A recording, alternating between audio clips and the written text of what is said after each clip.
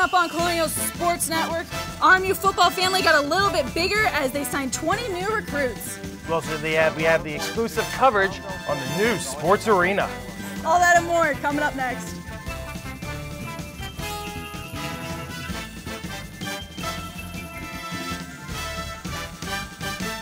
And welcome back to Colonial Sports Center. I'm Kristen Kudla, alongside me Ian Kist. Now the men's basketball team just faced off against CCSU down the Soul Center, and our very own correspondent Adeline Burdine is down to Soul Center live. Adeline? Thanks, guys. I'm here at the Soul Center where the Colonials just fell short to CCSU with a score of 65-60. The energy in here was so high with the players and the fans. Coming soon in the show, we have the plans for a new basketball arena and also how the women's hockey team just hosted Escape for the Cure weekend. Back to you guys. Thanks, Adeline. We'll be seeing more of her later on in the show. Now we're going to switch gears here from men's basketball to men's football, who just signed 20 new recruits yesterday on National Sign-In Day. Absolutely huge day for the Colonials, and we're going to kind of recap a few of those recruits. And the first one we're going to be talking about is Matt Barr's possible replacement later on in the years. Now he's Chase Bowden. He's coming out of Toledo, Ohio, Whitmer High School. Now he is a dual threat. He's able to move, he's able to throw, he's not afraid to stay in the pocket, which we see a lot of Colonial quarterbacks kind of doing in the past few years. Now he's coming out here with over 1,000 rushing passing yards, 21 passing touchdowns, 924 rushing yards, and 12 rushing touchdowns. That makes him a huge threat. He has one of those arms that he can send it deep. He can pitch it if he wants to. He's very well versed in really just reading the field in general. And he's going to learn a lot from Matt Barr. Matt Barr has had great success with the Colonials, and I see him kind of mentoring Bowden a lot for the next few years to come. The next player we have is Tyler Lamica from Grand Rapids, Michigan. And if his last name sounds familiar, because he is the brother of current sophomore receiver Nick Lamica. Now Lamica is doing very well for the Colonials already. Do you think that his brother's going to do the same? Definitely. They both have that height. It must be a family thing. 6'3", 225 pounds. He is currently a student in RMU, enrolled this semester, so that means he can practice with the team similar to what, same thing like Matt Barr did. So the coaches are seeing his talent right now, and that always gives those players the edge when it comes to Coach Banaszak and the coaches making that final lineup. Now the next player we're going to be talking about is somebody close to my home in Clairton, PA, and that is running back Harrison Dreyer. Now Clairton is one of those schools that produces athletes such as Tyler Bold, Trenton Cole. They went on to play in college ball for Pitt. Now Harrison's going to do that same thing, I believe, for the Colonials. Coming out here, 3-time WPIAL championship. He's an incredible kick returner, which is something that the Colonials need. The Colonials have a tendency to kind of catch the ball and run to the outside. Dreyer, he's coming out here. He's not afraid to run up the middle, as you see here. He goes straight up the middle, finds the gap, and is able to read the field very, very well. He scored 5 touchdowns in the 2015 WPIAL championship, so he's able, semifinals, so he's able to play under pressure. He's over 1,000 rushing yards in just his senior year alone. Next up, from Harrison City, Pennsylvania, Penn Trafford High School, Chris Stanford, and he's quoted to be one of the best recruits out of the WPIAL. The man can play inside and outside. I like to say that he can eat up his opponent. The guy he's supposed to tackle or block, he has no problem with that rule. He's a big guy, and he has the potential to be a star on this defense. He's going to be one of those huge bodies that the Colonials definitely need. Now the next person we're going to be talking about, he's coming in 6'4", 215, tight end from a Division I state championship, and that's Matthew Gonzalez. He's coming out here of Lakewood, Ohio, and he is another one of those dual threats. He is a workhorse. He's coming out here with 51 passes, or caught 51 passes for 117 yards and 11 touchdowns in just this past year. And he's one of those players, whenever he does get the ball, he doesn't just go down immediately. He's going to fight for that extra yardage and fight for that first down. He's also coming out here and being one of those players that can perform under pressure. He caught 11 passes for 134 yards and 1 touchdown in the state championship game. And he's one of those diverse athletes who's able to get in that weight room and really perform and just grow as an athlete. My third guy is Tim Vecchio from Penn Trafford High School once again. You like those PT players, don't you? I do. They're looking like they have a ton of potential coming out of that high school. He is a receiver. He's only 5'10", but if you look at the highlight right here, he gets himself open against this secondary, and there's a guy not even 10 yards behind him. He can outrun his opponents. He helped lead the Warriors to a runner-up finish at WPIL finals against Pittsburgh Central Catholic. He's only 5'10", but he's a fierce competitor. He can really add to the Colonials' offense with a man down deep. Now, we couldn't get to everybody with the in-depth details. However, you did pick a few honorable mentions to kind of talk about with this recruiting class.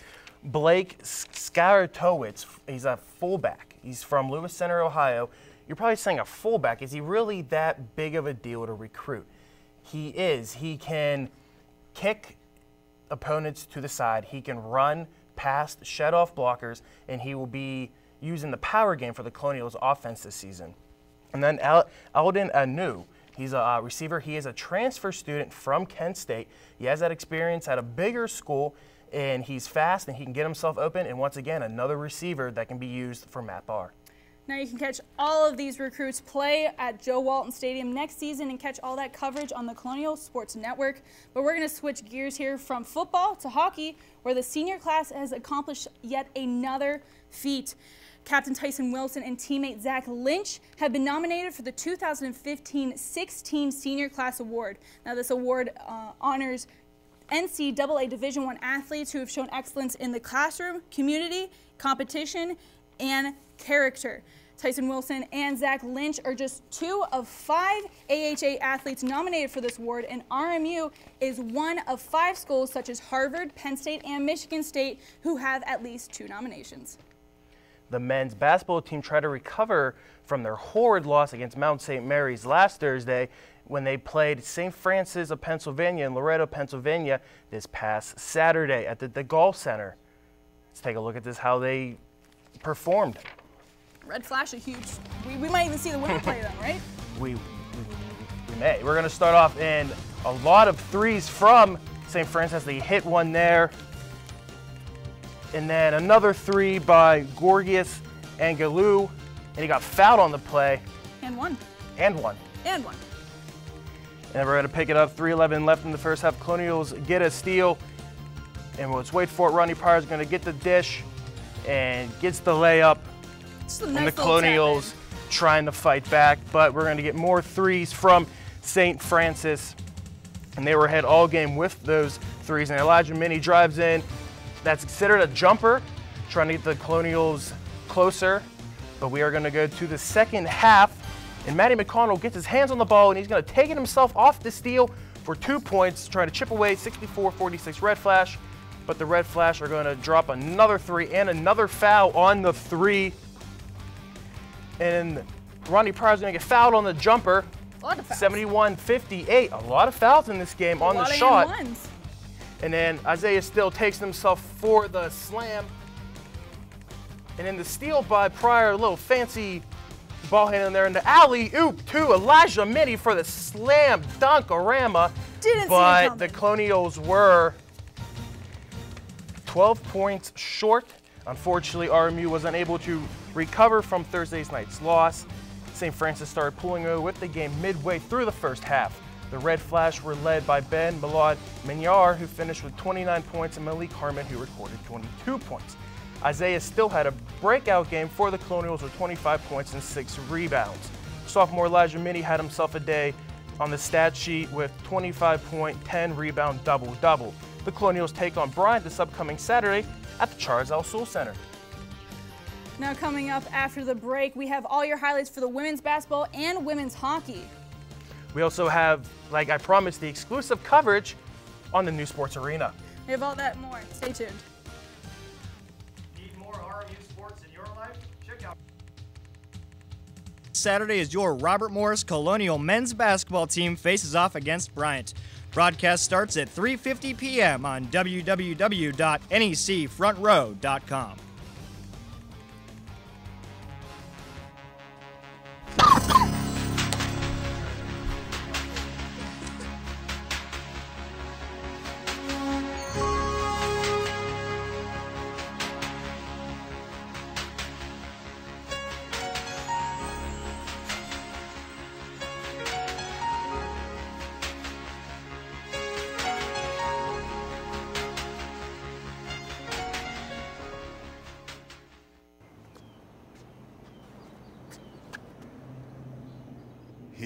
is my handle and here is my spout. When I get all steamed up, then I shout. Tip me over and pour me out. Oh. The smallest moments can have the biggest impact on a child's life. Cheers. Take time to be a dad today.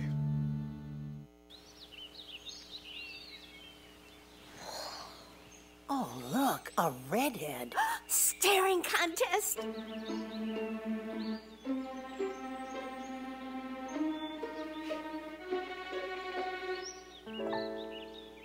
You still got it. I know. Come alive with the forest. The dad was cute. You were looking right at us. Visit discovertheforest.org to find a forest near you.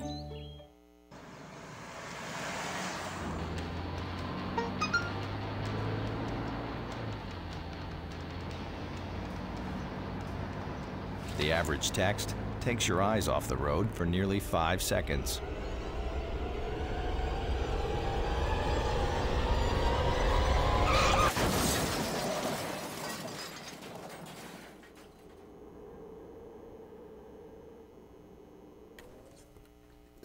The Colonials continue their 4-game road trip this past Saturday when they faced division rival St. Francis University. After dropping their first 2 games away from home, could the Colonials get back into the game or would they be taken away in the flash? To the highlight we go to find out. You know, Ian, I said that they faced them, that the men's team faced them, and now the women's team is going to go back to Loretto. Back to Loretto, and right here, RMU trailing by 1. Brielle Ward gets the breakaway for a good layup. And just under 2 minutes left in the first, Maya Wynn dribbles and fires one off from beyond the 3 and extends the lead by 7. We're going to go ahead to the second quarter. RMU trailing by 11. Rebecca Navarro gets the nice jumper from the right side, cutting SFU's lead by 2. And then Navarro's going to get a wide open 3 once again going on to the third quarter. Wynn gets another chance for the Red Flash and answers with a wide open 3. And moments later, Lou Matali drives and has what a layup by the senior. Now the Colonials try to set up a play here, and they find Navarro in the corner, and she's just going to let one loose and get yet another 3. That's going to lead us into the fourth quarter, where Lou Matali takes it up the middle for a no-look pass to Leah Warmack, and that's good layup, and then that was it. While the Colonials outshot and out-rebound the Red Flash, it still wasn't enough as they fell to SFU 62-54. Jessica Kovac led over, all with 21 points and just 2 rebounds and a double-double for the Red Flash. Neither team shot well as they combined for just 30% from the field. The loss also marks RMU's 3rd consecutive loss and dropped their overall record to 11-9 and 5-4 in conference. The women's basketball team snapped their 3-game road losing streak Monday evening against Mount St. Mary's in Emmitsburg, Maryland, in style as they were able to jump on the mount early and not look back. Let's take a look how they did it in style. To the highlight. We're going to start with a Janae Brown who had a breakout game, who drives and tosses it up and added to RMU's 11-0 lead. And now the pass to Safrina Arthur Williams for the layup, and now we're going to go to the second quarter. Anna Nikki Stemmerlever steals the ball and finishes it herself for the easy layup. Quick hands. Third quarter, Stemmerlever again gets the pass in from the corner, dribbles and shoots the jumper, and she gets the foul and one. She makes that. And now the fourth quarter, a layup by the Mount. But then the Colonials, Janae Brown gets the layup, and that is all she wrote. Robert Morris used an 11-0 run in the opening minutes of the game to jump on the Mount and force them to play comeback. Fortunately for the Colonials, the Mount could not get the upper hand, which allowed them to jog off the court victorious. The Colonials saw junior Janae Brown score 14 total points. RMU has a date with Bryant Saturday afternoon. Now the Colonials have called the Soul Center home for many years, but at the beginning of last year, RMU discussed ideas for a new arena. Our very own correspondent, Dylan McKenna, has more. Robert Morris students, the Charles L. Soul Center has always been the home for Colonial basketball. But there's rumors of Robert Morris building a new basketball arena. So what's the story? Yes. I think one of the things that we really want to emphasize is that it's going to do a few things for the university. beyond just provide a great new place for our basketball and volleyball teams to play. One of the things it's going to do is going to allow us to open up the Soul Center Arena where we're sitting right now for student recreation. So the entire student body will be able to make use of this facility for recreation. It's obviously going to provide a lot more room, a lot more space than the John Jay Gym does currently. So allowing us to no longer have to use the John Jay Gym for that is going to allow that space to be transformed into laboratory, classroom, office space as part of our larger plan to renovate the School of Engineering and Math and Science. Last April, the Board of Trustees gave the green light to start Phase 1, which is fundraising about $50 million for this 130,000 square foot event center. Once Phase 1 is complete, the 18-month construction process is meant to start within a couple of months. So the big question, timeline. When's the new event center going to be finished? So the trustees basically gave us the green light to go out and try to fundraise, which is Phase 1. That's what we're working on right now, is that Phase 1, securing the outside dollars, that are not in competition with other things we do, which the trustees were pretty clear on, and is a tough chore. I mean, typically when you go out and fundraise money, you would look at the people that have been giving you money and say, hey, we need to go after these people to get some money for this project. So I think that once we get through that phase, then it will start to develop more of the potential timeline. But the real question, with Soul Center rarely being filled to capacity and Residence Life offering rewards to students who move off campus, why such a rush to replace Soul? What are we doing about residence Well, halls? I think first, there's a really important point to make, which is that the event center is not competing for dollars with the residence halls or any other academic or student facility on campus. We have committed to fund the event center solely through donations. These are coming in from donors who generally only support athletics or have not previously supported Robert Morris at all and would not be supporting another project. So you think we'll be able to fill a 4,500 seat? Yeah, I think a new building will be enticing to the community, where they'll feel comfortable coming in. It's a little different than, say, Moon High's gym.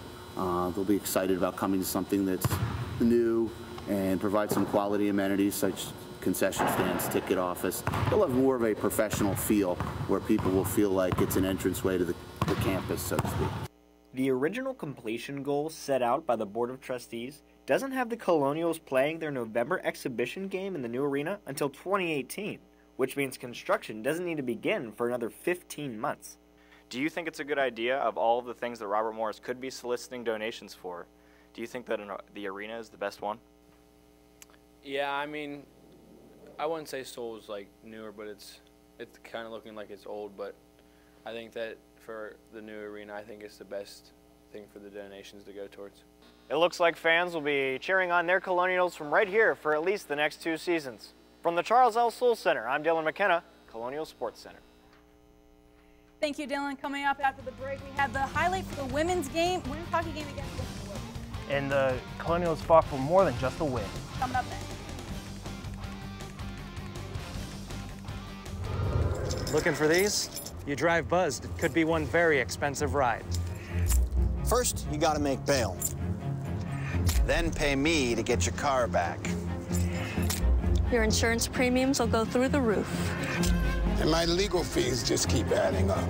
All told, it could end up costing you $10,000. Buzzed, busted, and broke. Because buzz driving is drunk driving.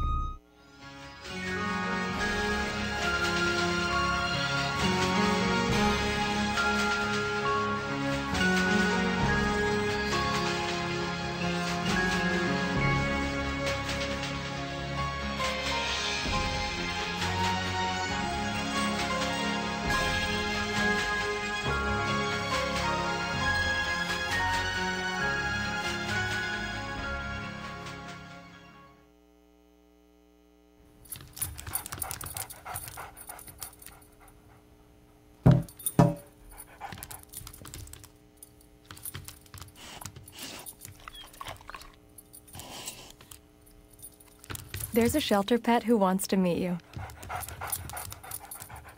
Meet one today.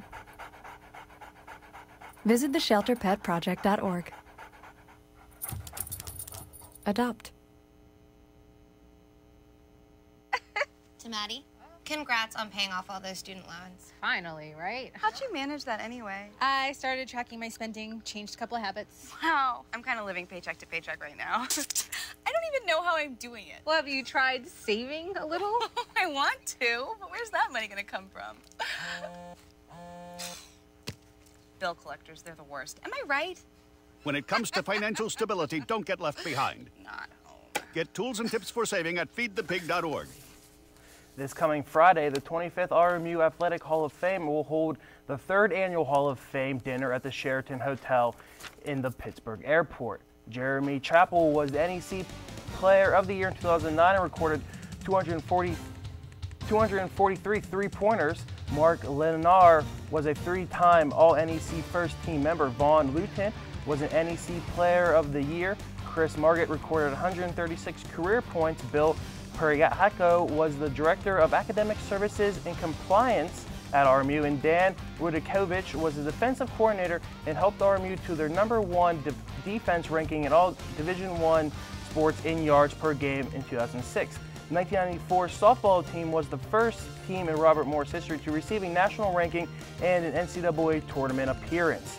This year's Hall of Fame team will be recognized at halftime in Saturday's men's basketball game against Bryant.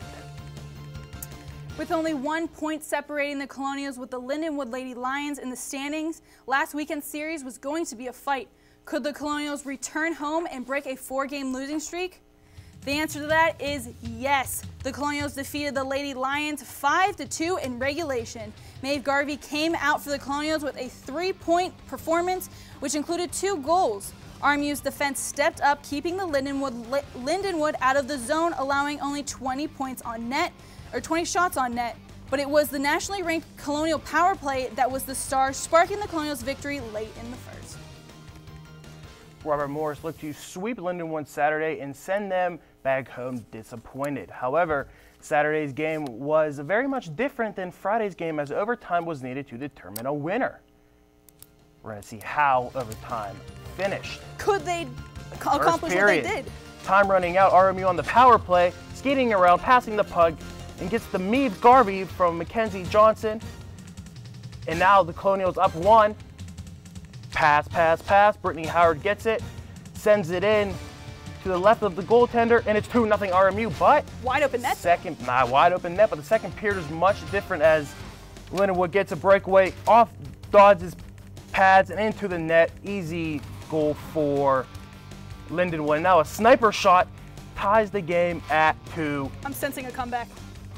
Let's see, because we're going to, nothing happened. Those goals in the third period, so overtime, and RMU is going to get the breakaway here. Puck control, sends it down the boards, and then Amanda Panatello fights and gets the goal past Lindenwood's goalie, and that game winner was right there. The Colonials looked to have their grasp on the game at the end of the first period when they had a 2-goal lead, but Lindenwood scored 2 second-period goals to get themselves back in the game. The third period was goalless and overtime came. With less than 2 minutes remaining in the extra period, Amanda Panatello scored the game's winning goal on the assist from Captain Ashley Veschke and Kristen Welsh.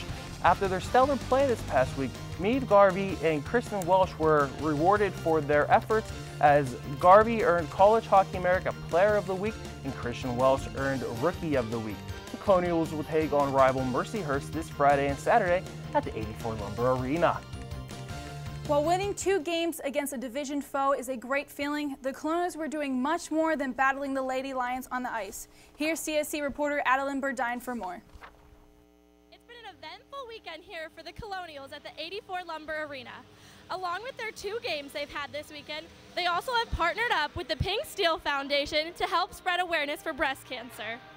The Pink Steel is part of the Steel City Dragon Boating Association, who partnered with the Colonials prior to the official season to help teach about teamwork, commitment, communication, and perseverance. The Colonials gave back to Pink Steel in hope of raising awareness and more. The Colonials were kind enough to be sponsoring a Skate for the Cure event this weekend and asked us to come and have our information tables in case anyone's interested in participating. And I understand that we're the recipient of some fundraising for our organization. The women's ice hockey team weren't the only ones helping, while members of the Colonial Uprising were there as well. I do the Colonial Uprising, and essentially we help with any game day activities that are needed. Sometimes we're passing out shirts, other days we're ticketing. But today some of us were actually at that table down there, and we're helping sell the hockey team's cupcakes. There's shirts that say self-checks and chill, and raffle tickets. Yesterday we raffled off a hockey stick. Today it's a signed jersey.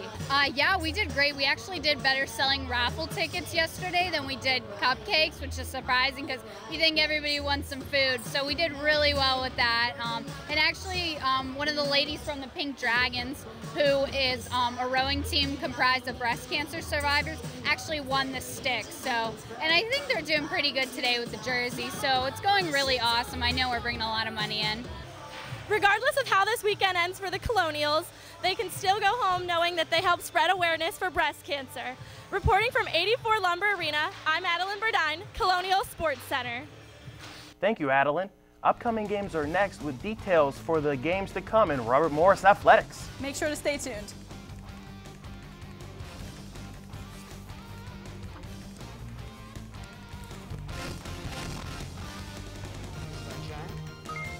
Wakey, text me. Parents home later? We can hang. LUV, love you. JK. Holla back, holla back, holla back. Are you with your friends? That's lame. We're in a huge fight right now. XO. What'd you dream about? Something I did? Are you on your way to the mall? I'm lonely. Nude pics. Send me some. Text me. I'm starving. What's for breakfast? Guten Tag! Johannes, Ron! I bring you arts-enriched Raisinblums, fortified with increased test scores and creative problem-solving skills. It's good! And good for you. Bobby? Susie? Don't worry, that's just the power of the art! Feed your kids the arts. For 10 simple ways to learn how, visit AmericansForTheArts.org. You ever think about buying a bigger place? Just waiting for a visit from the credit fairy. There is no credit fairy. How else will I get a better credit score? Look, you keep your credit card balances low and only open a new card if you really need it. No fairy? There's no magic to improving your credit, but there's help, and it's free. Go to creditfairy.org. Yes, ready.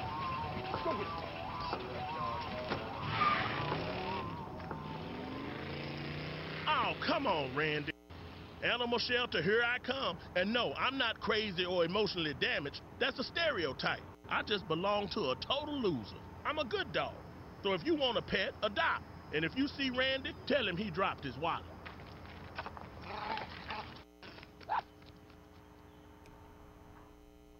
And welcome back to Colonial Sports Center. This past week was definitely very exciting for the Colonials. The women's hockey team coming out and getting 2 huge wins against Lindenwood, stretching them further away in the standings. That they needed. Yeah, and definitely with the football team coming in with brand new recruits, it's going to be really interesting. But next week is even going to be better because on Friday, February 5th, men's hockey is going all the way to Sacred Heart and face off against them at 7:05, where the women's hockey team faces off against Mercyhurst at 84 Lumber Arena at that same time. Saturday, February 6th, big day. Men's lacrosse at Penn State at noon. Women's basketball versus Bryant at 1 p.m. Women's hockey versus Mercyhurst at 3:05 p.m. Men's basketball at Bryant at 4 p.m. And Colonial Sports Network coverage. And men's hockey rounds up Saturday at Sacred Heart for their series finale at 5:05 p.m. And then Monday, a huge game for the women's basketball team who takes on CCSU at 7. You can catch that game on ESPN3, and it's definitely going to be really interesting to see how the Athletics do this next week. Big games for hockey and for basketball. Let's see if they can recover from men can recover from their loss tonight, and see if the women can build on from their win last Monday. Yeah, from all of us here in the studio, we'd like to thank you for tuning in, and we'll see you next time.